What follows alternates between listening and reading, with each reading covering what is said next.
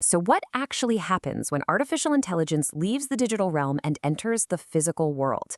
I mean, for years, AI has lived almost entirely on our screens, right? It generates text, creates images, writes code. But today, we're crossing a massive threshold. We are literally giving AI a body, placing it in our physical environment, and asking it to interact with the messy, completely unpredictable world we live in.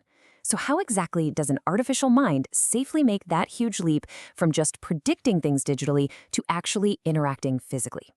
I am so thrilled you're joining me today because we are looking at a truly fascinating paradigm shift, embodied world models and the energetic paradigm. In this explainer, we're going to dive into how AI is transitioning from merely describing reality to actively participating in it. It's a fundamental shift in how we define machine intelligence, and by the end of this, I promise you'll look at AI in a completely new light. Traditionally, AI has been focused almost entirely on prediction. It acts as this passive observer, basically asking, what pattern comes next from previous observations? But embodied intelligence, well, that is fundamentally different. It asks, what transformation occurs when an action is taken?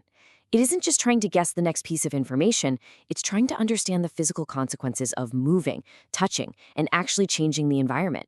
Here is our roadmap for today. First, the limits of prediction. Second, what world models solve. Third, simulation is not intelligence. Fourth, the energetic paradigm.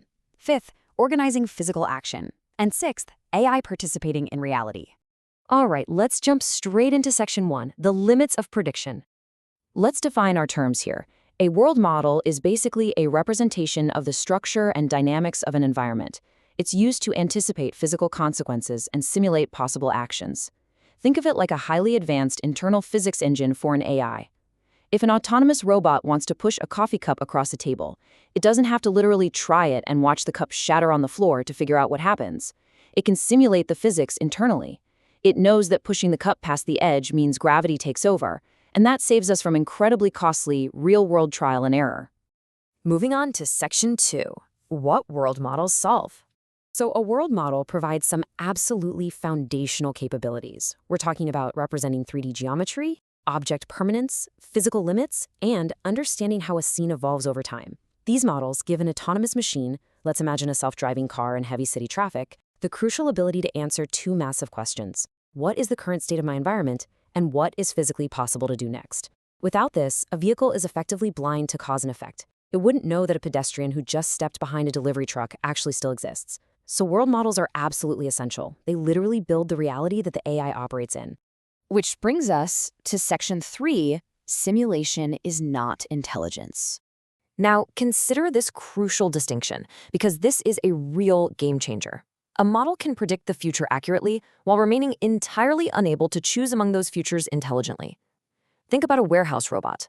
It might have a world model powerful enough to simulate 10 completely different routes across the factory floor, but that doesn't mean it actually knows which route it should take. I mean, which route perfectly balances battery life, human safety, and speed? Simulation expands the options, sure, but intelligence is the ability to select the right one. Predicting a crash isn't the same thing as deciding the safest possible way to swerve. Let's dive into section 4, the energetic paradigm.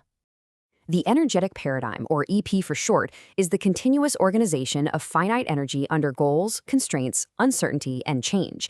And energy here, it isn't just electricity flowing from a wall outlet.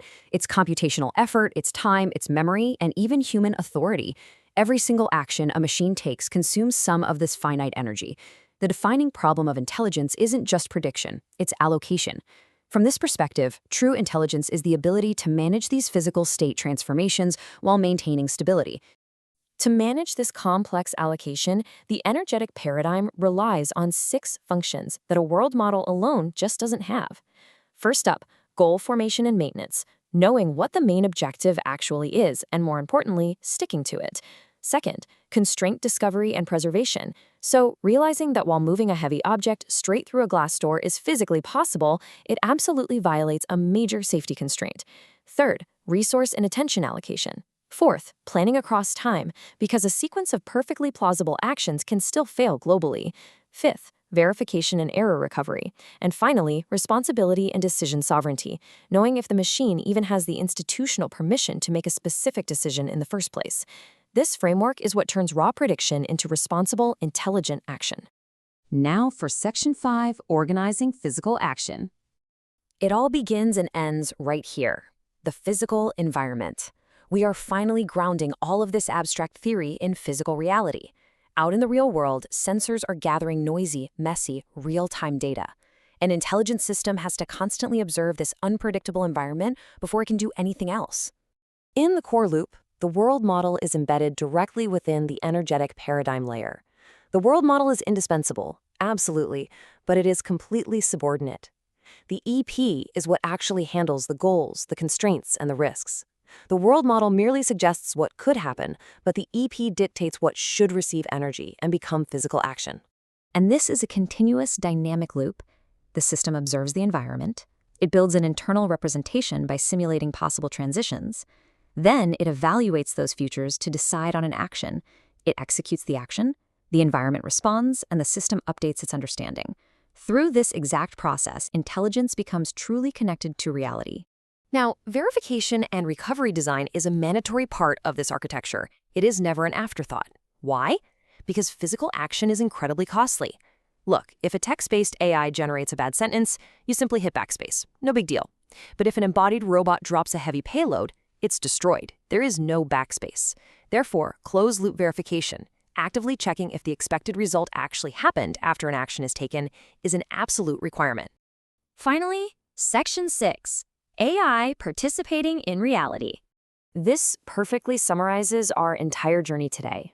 A world model simply asks what is likely to happen, but the energetic paradigm, or you could call it a large energy model, asks a much deeper, much more important question. What should receive energy and become action?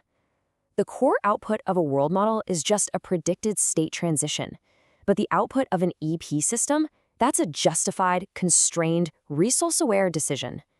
The energetic paradigm provides the absolute discipline required to convert a world model's vast imagination into safe, responsible action in our physical spaces. So, here is the big question I want to leave you with. If AI can accurately imagine every possible future, how will we build the systems to ensure it actually chooses the right one?